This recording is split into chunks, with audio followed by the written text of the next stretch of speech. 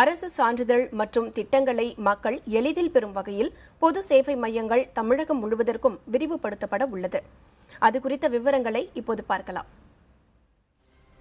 தமிழகம் முழுவதும் தொடங்கப்பட உள்ள பொது சேவை மையங்கள் மூலம் சாதிச் சான்றிதழ், வருமானச் சான்றிதழ், இருப்பிடச் சான்றிதழ் போன்ற சான்றிதழ்களையும், திருமண உதவி திட்டம், விதவை மறுமண உதவி திட்டம் உள்ளிட்ட சுமார் 38 திட்டங்களுக்கான சேவைகளை பெற முடியும். இந்த சேவை மையங்களில் அவுட் சோர்சிங் மூலம் பணியமர்த்தப்பட்டுள்ள தகவல் உள்ளீட்டாளர்களுக்கான பயிற்சி முகாம் சென்னை ஷெனாய் நகரில் நடைபெற்றது. பொதுமக்களிடம் இன்முகம், பணிகளில் கவனம் போன்றவை குறித்தும் தகவல் உள்ளீட்டாளர்களுக்கு பயிற்சிகள் வழங்கப்பட்டன. ஒரு ஜாதி சான்றா வருமான சான்றா வாங்க போனோம்னா விஓஓ ஆர்ஐ போயிட்டு அதுக்கப்புறம் தாசில்தார் அலுவலகத்தை போயிட்டு நீங்கள் வாங்கணும். இப்போ வந்து எங்களுடைய அலுவலகத்துக்கு வந்தீங்கன்னா கட்டணம் வாங்கிக்கிட்டு அதன் மூலம் நாங்கள் வந்து ஜாதி சான்றுகளை வந்து உங்கள்கிட்ட நாங்கள் அளிப்போம். இதுக்கு அரசு எந்த அளவுக்கு கட்டணம் நியமிச்சிருக்காங்க அந்த அளவு கட்டணத்தை மட்டும் நான் வாங்கிக்குவோம். கடந்த ஆண்டு பிப்ரவரி 24ஆம் தேதி தொடங்கப்பட்ட இந்த பொது சேவை மையம் சென்னையை சுற்றியுள்ள 22 வட்டங்களில் செயல்பட்டு வந்தன. மேலும் 232 வட்டங்களில் 453 கவுண்டர்கள் வரும் பிப்ரவரி 28ஆம் தேதிக்குள் அமைக்கப்பட்டு மக்கள் பயன்பாட்டிற்கு வர உள்ளன.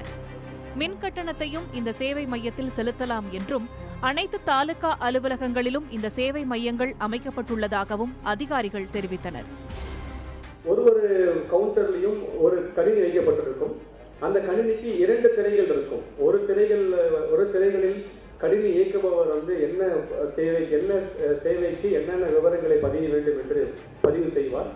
அவ்வாறு பதிவு செய்யக்கூடிய விவரங்களை மற்ற திரையில் அந்த பொதுமக்கள் அவர்கள் பார்வையிட முடியும்.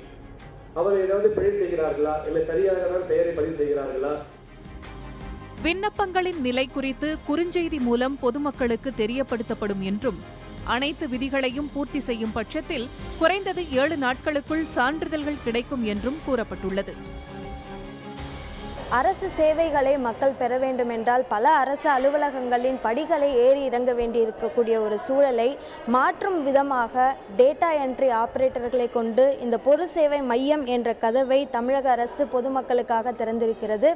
இந்த திட்டத்தின் மூலமாக அவர்கள் தெரிவித்தபடி அந்த வரையறுக்கப்பட்ட தேதிக்குள் சேவைகள் முடிக்கப்பட்டு தரும் பட்சத்தில் இது மக்களுக்கு உதவும் திட்டமாகவே அமையும். புதிய தலைமுறைக்காக ஒளிப்பதிவாளர் தங்கதுரையுடன் அபிநயா.